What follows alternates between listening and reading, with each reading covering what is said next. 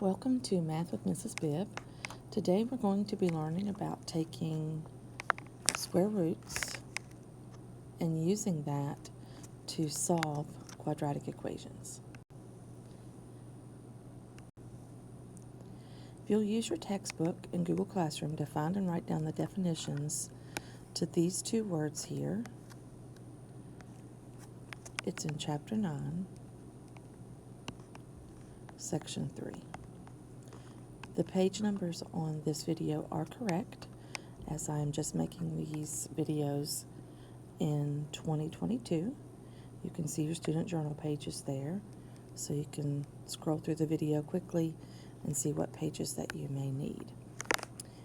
Looking at the core concepts, it's telling you that when this value d is greater than 0, your answer is going to look like this. And when d equals 0, then you get 0. And if d is less than 0, then it has no real solutions.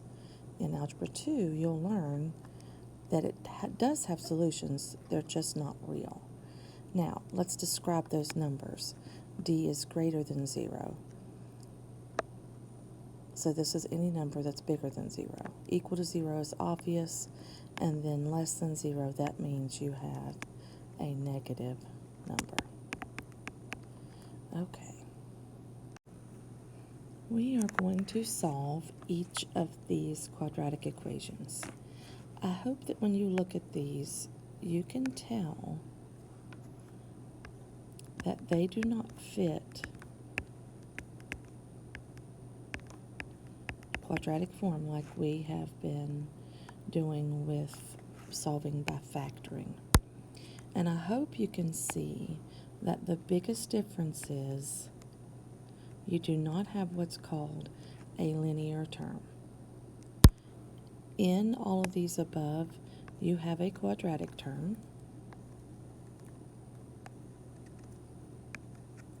and you have a constant term. Of course, these two together would make your constant term.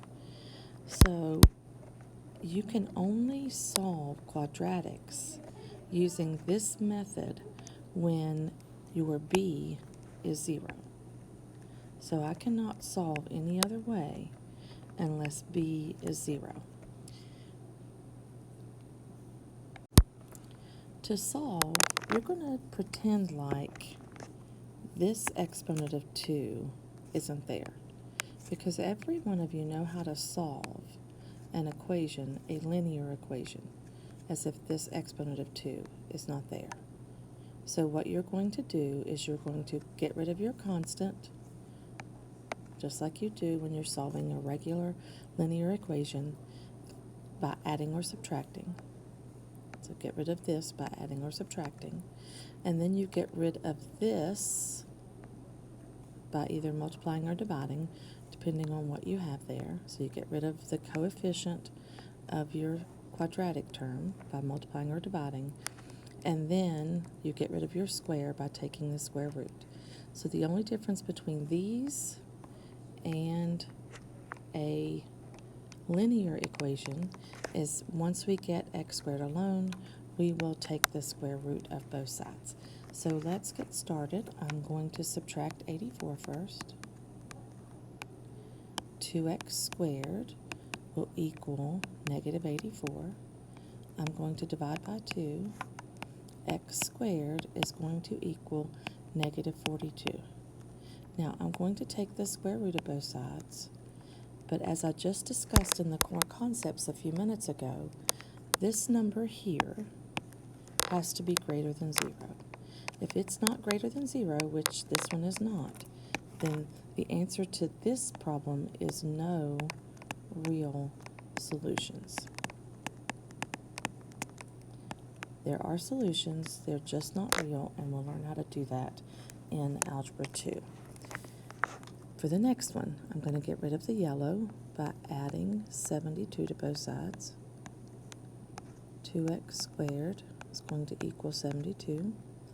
I'm going to get rid of the coefficient of the quadratic term by dividing by 2. X squared equals 36. Then I am okay to proceed because this number is greater than 0. So I'm going to take the square root of both sides.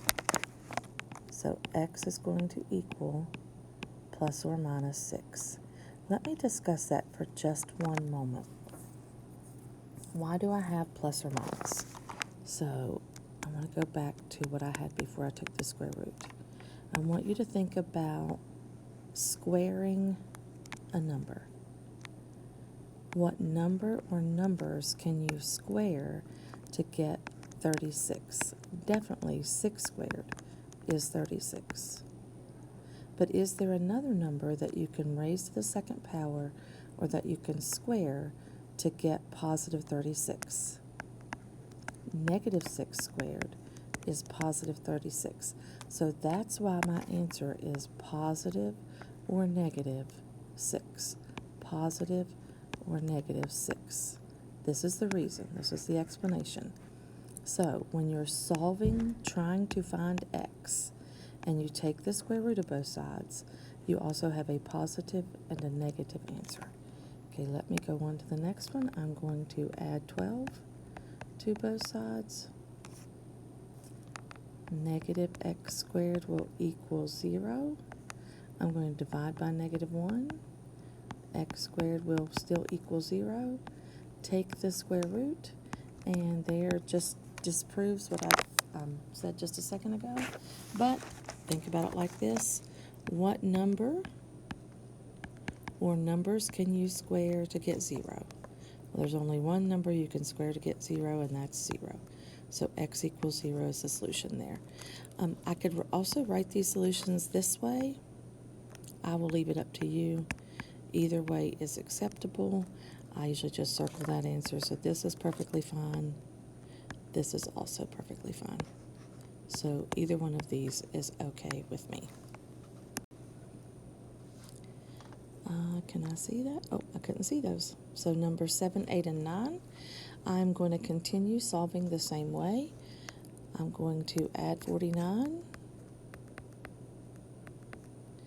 8x squared is going to equal, is that 200? I'm going to divide by 8.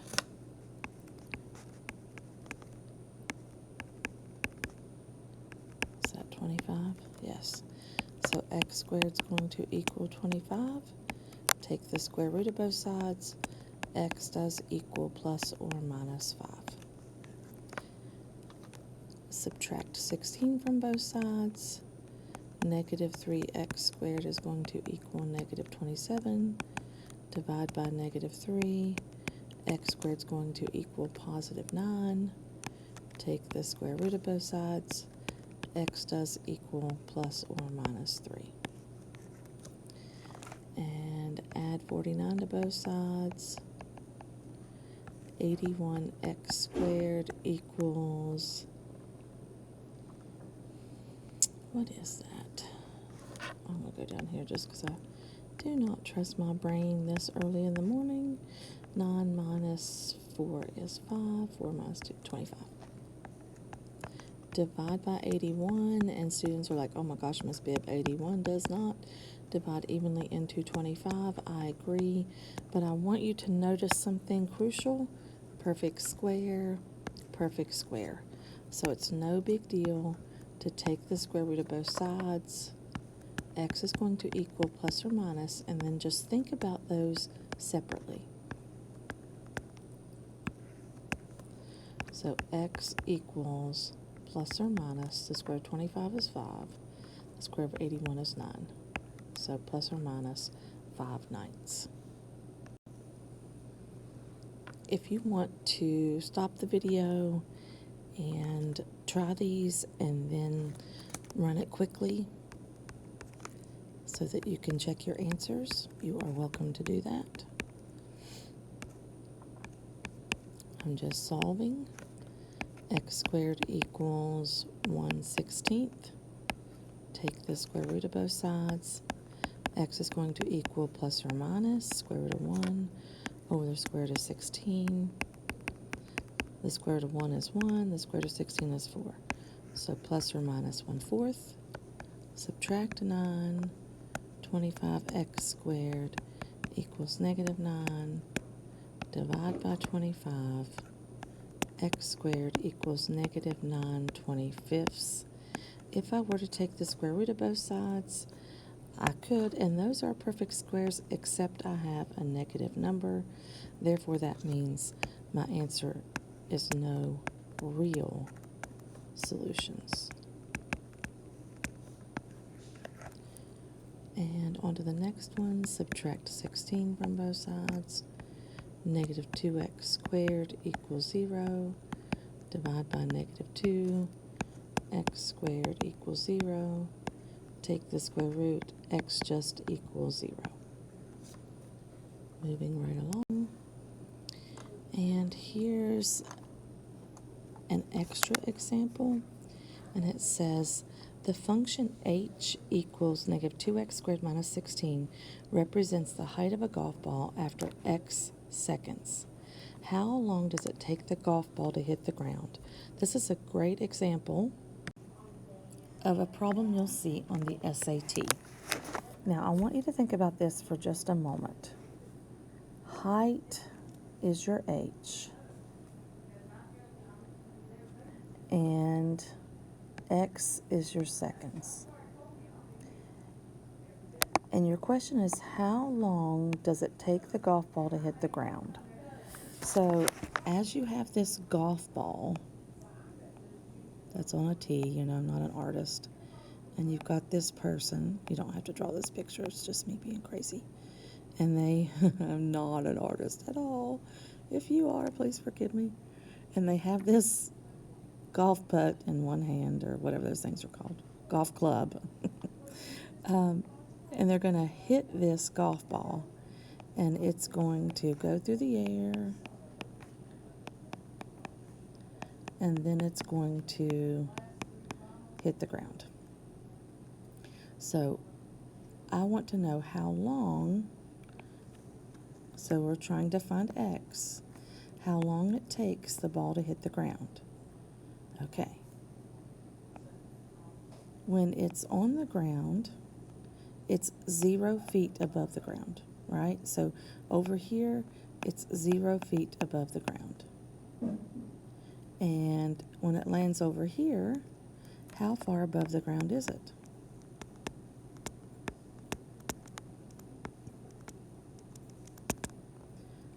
Or what is h? That's what I'm asking. So how long does it take the golf ball to hit the ground? You're solving this when h equals 0, because it's 0 feet above the ground. So this is a very simple equation to solve. Substitute 0 in for h. Oh, I bet this should be a plus sign. Yeah, please forgive me, because I just kind of made that up. This should be a plus sign. And then subtract 16. Negative 16 equals negative 2x squared. Divide by negative 2. X squared is going to equal 8. Take the square root of both sides. X is going to equal, and this would be an instance where you would want to grab a calculator. This real world example, probably other like textbook problems for the Algebra 1, these would come out even, but I made this up and it did not come out even, and that's okay. So the square root of 8 is approximately 2.8. So 2.8, and I also, oh yes I did, 2.8 seconds. So that's how long it would take the ball to hit the ground, is 2.8 seconds. I really should answer that properly. It would take the golf ball 2.8 seconds to hit the ground. So if you'll do that example, I should have said this earlier, if you'll do that example somewhere in a space where you have notes, a extra space, just so you can know how to solve these types of problems. I believe that's it. Yes, I hope you have a great day.